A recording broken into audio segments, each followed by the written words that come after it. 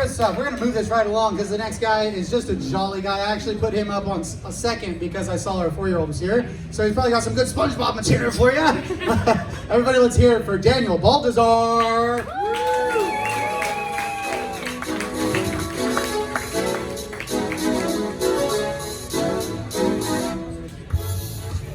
All right, how are we doing tonight, everybody? Yeah! All right, let's go. Who in here has car troubles or has had car troubles recently? All right, this one's for you. So, this past weekend, my dad and I, we were working on our mom's car, but I was confused, not with like how to fix it, but because if my dad's the man of the house, why the fuck was I the one doing all the hard work?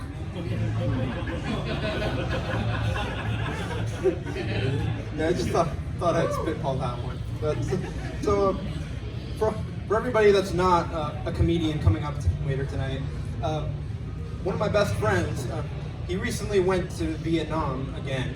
I say again because this isn't the first time this has happened. But yeah, he's from Vietnam, and he has the perfect opportunity to do stand-up comedy over there. I've kind of joked with him that like if he were to come up here and do comedy, I would need to be his translator. But now, if I were the one to go over there, it'd be vice versa. I'd be the one needing him to be my translator. Like he'd need to be signing for all the Vietnamese people. Ship to Kenya, Wildlife Preserve, Africa. Like that scene in Madagascar. And I talked to him about this earlier, and he said that wouldn't be happening because even though like he is from Vietnam, born and raised, and spent like most of his life here, and even though he knows the language, he still can't speak it that well. I don't blame him though. Like I'm Hispanic, and the only Mexican I know is slurs. Like if you cut me off in traffic, I'm probably gonna hit you with that "no mames." Yeah, and speaking of Vietnam, like if I were to go over there, like if I needed to go over there and rescue him, if the people of Vietnam start to get racist with me, what do I do? Like do I have to just fall back on my Mexican side and just be like, no man, my name's Daniel Baltazar, you got the wrong guy, Holmes? Just sound like a stereotype? Or what do I gotta do? Because obviously no American veteran from the Vietnam War is gonna be over there. Like, oh yeah, this country that I got my ass kicked in, I'm gonna live out the rest of my time here. And I just be like, hey guy, hey, back me up. These guys are on me. And if they hit me with if things are so good over there, like you want to take your friend back, like, why don't you go back to your country? I'm gonna hit them with that. Have you seen what's going on in my country? And they'll probably be like, okay, yeah, he's got a point there. Let's just come out and say it. Right? America's a shithole right now. Like, if you love your country, that's fine, but like, if you look at the current state of America and just, it's like, no, everything is fine, you're delusional. But at the same time, you can love something and still admit that it has faults. Like, I'm sure a lot of couples in here, where are the couples at? We got them. I'm just kidding.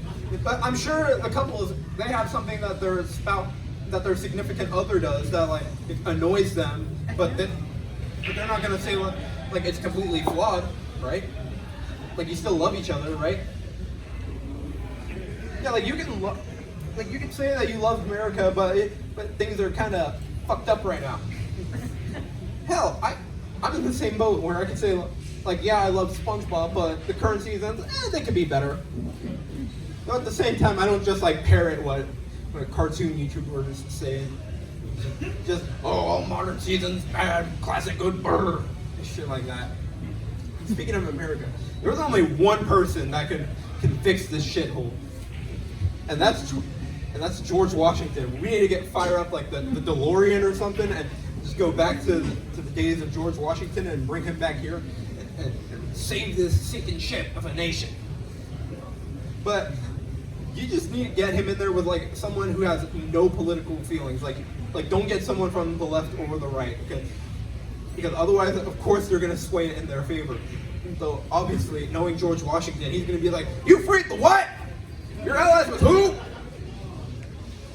But if you just sit him in there with like someone like me, and just like, oh yeah, here's all the problems with America. Fix it. You started this shit. You gotta fix it. I don't care that it's been like 200 years or so since you died. You gotta fix this. Who knows, maybe? Who knows? Maybe people wouldn't look down on America as much. I mean, I don't care. Anyways, that's been my time. Have a good night, everybody. Enjoy the life. Keep it going for Daniel Baltazar. Great stuff. Thanks for coming out. Pretty usual.